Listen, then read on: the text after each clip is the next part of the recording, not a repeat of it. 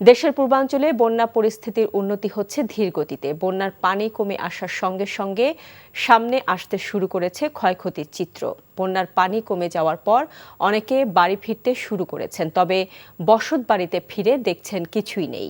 দেখা দিয়েছে খাদ্য ও বিশুদ্ধ পানির সংকট। এখনও পানিবন্দী লাখ লাখ মানুষ।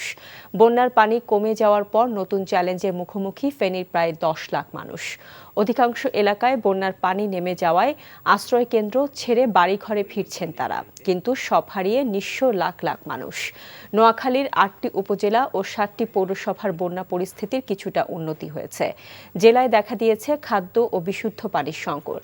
এখনও পানিবন্দী প্রায় 20 লাখ মানুষ। সেসব এলাকায় পানি নামতে শুরু করেছে, সেসব এলাকায় ফুটে উঠছে বন্যার ক্ষতের চিহ্ন। বেশিরভাগ সড়কে সৃষ্টি হয়েছে বড় বড় গর্তের, কোথাও কোথাও সড়কের কোনো অস্তিত্ব নেই বললেই চলে।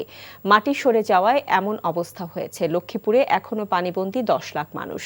সুপেয় পানি ও খাদ্য সংকটে রয়েছেন বানভাসীরা। কুমিল্লায় বন্যা পরিস্থিতির উন্নতি হলেও এখন পর্যন্ত 10 লাখ মানুষ পানিবন্দী।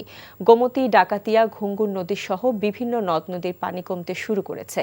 গোমতী নদীর বুড়বুড়িয়ায় বাঁধের ভাঙা অংশ দিয়ে পানি ঢোকার গতি আরও কমেছে।